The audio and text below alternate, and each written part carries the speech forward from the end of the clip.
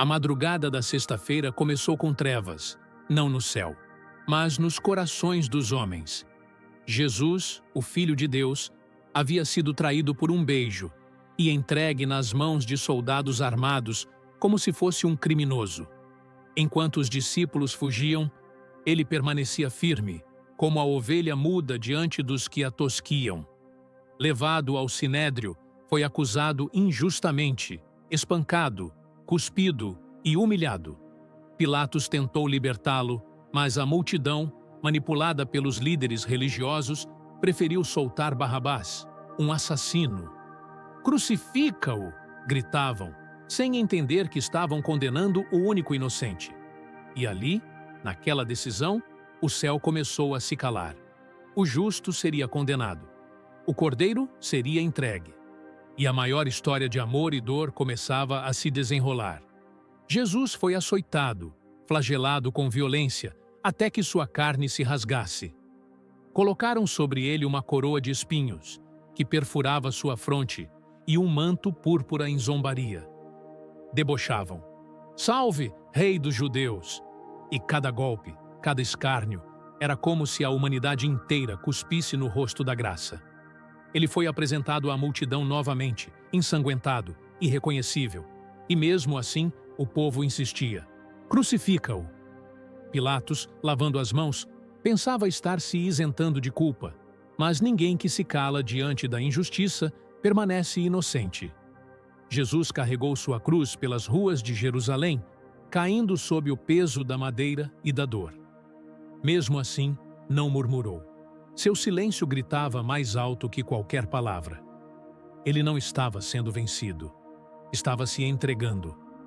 No caminho até o Gólgota, um homem chamado Simão de Cirene foi forçado a ajudá-lo a carregar a cruz. Um gesto que revela que, até mesmo no sofrimento de Cristo, há espaço para nossa participação.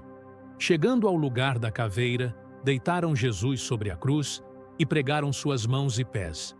O martelo batia e a terra parecia estremecer. O céu, até então azul, começava a se nublar. Os soldados repartiam suas vestes, lançando sortes, enquanto ele, pendurado entre dois ladrões, olhava com compaixão para aqueles que o crucificavam. E então, ele disse uma das frases mais poderosas já proferidas: "Pai, perdoa-lhes, pois não sabem o que fazem." Mesmo em agonia, o amor dele não recuava. A cruz não foi um acidente, foi uma escolha. Os líderes religiosos zombavam. Salvou os outros, a si mesmo não pode salvar. Mal sabiam que era exatamente por isso que ele não descia da cruz. Porque a salvação dos outros exigia o sacrifício do justo. Um dos ladrões ao lado de Jesus também zombava, mas o outro reconheceu quem ele era e clamou: "Senhor, lembra-te de mim quando entrares no teu reino."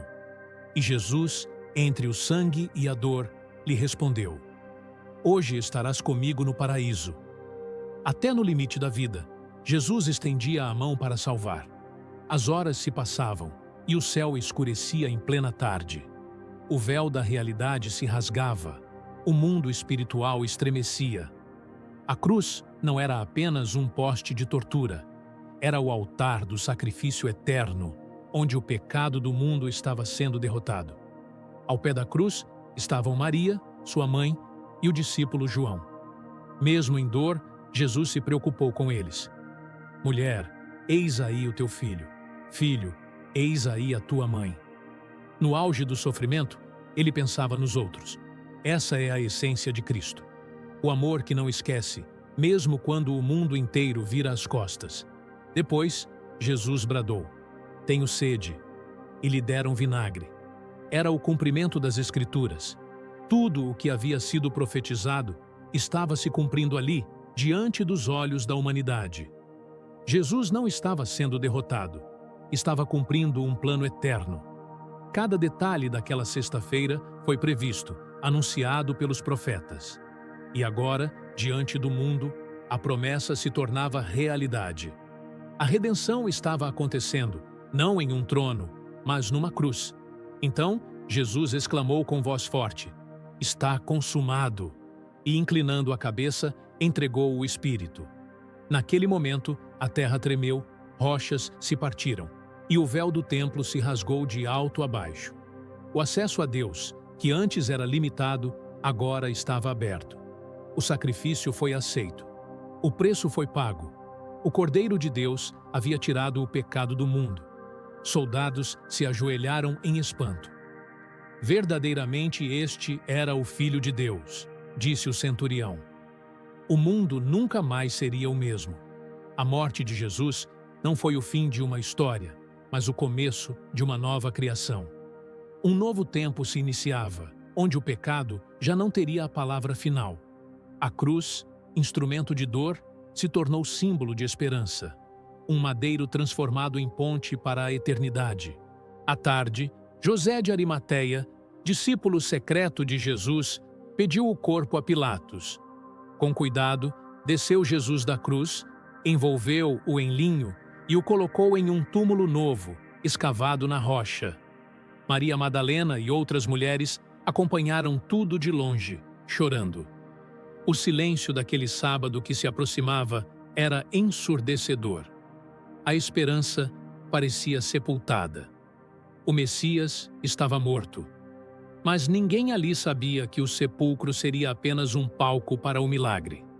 Enquanto os soldados selavam a entrada com uma pedra pesada, o céu guardava um segredo. A morte não teria a última palavra. O sangue derramado na sexta-feira estava gritando no céu, clamando por justiça, restaurando o que havia sido perdido no Éden. Um novo pacto havia sido firmado.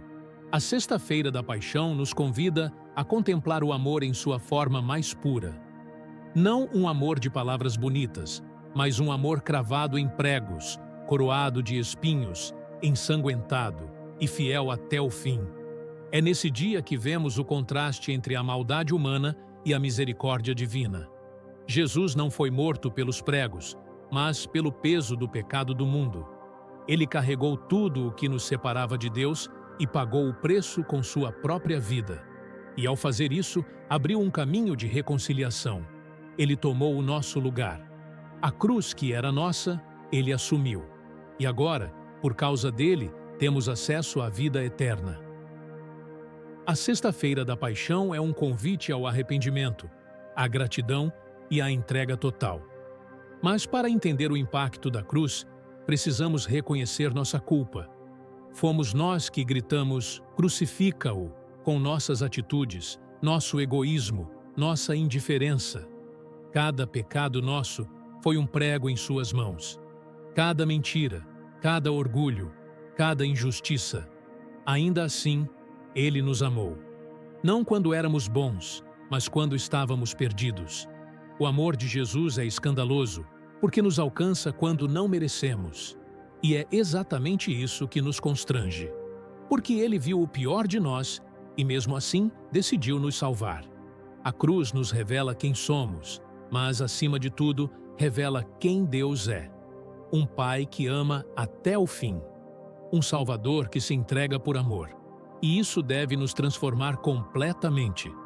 Muitas vezes, queremos ressuscitar com Cristo sem passar pela cruz. Mas não há ressurreição sem morte. Não há domingo sem sexta. A cruz é o lugar onde nosso velho eu morre, onde o orgulho é quebrado, onde a carne é crucificada. É ali que nascemos de novo. Jesus não nos chamou para admirá-lo de longe, mas para segui-lo de perto. E isso significa carregar a nossa própria cruz. A Sexta-feira da Paixão nos lembra que o caminho do reino passa pela renúncia, pelo sofrimento, pela entrega. Mas também nos garante que a dor nunca é em vão. Tudo o que é plantado na cruz floresce na ressurreição. Por isso, vale a pena morrer para o mundo, para viver para Deus. Vale a pena seguir o Cristo crucificado, porque só Ele tem palavras de vida eterna. A cruz também nos ensina sobre justiça. Deus não ignorou o pecado. Ele o puniu em seu próprio Filho. Isso nos mostra que a graça não é barata. Foi paga com sangue. Por isso, não podemos viver de qualquer forma. Quem contempla a cruz não consegue mais se orgulhar, nem julgar os outros, nem viver no pecado. A cruz nos humilha e nos levanta ao mesmo tempo. Nos mostra o quanto éramos indignos e o quanto agora somos amados.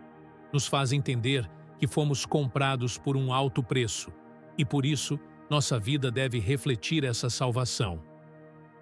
A Sexta-feira da Paixão é um espelho da nossa condição e uma janela para a eternidade. É onde o céu beijou a terra e nos deu uma nova chance. Por fim, a grande lição da Sexta-feira da Paixão é esta: o amor verdadeiro sempre se sacrifica. Não é egoísta, não busca os próprios interesses, não desiste diante da dor.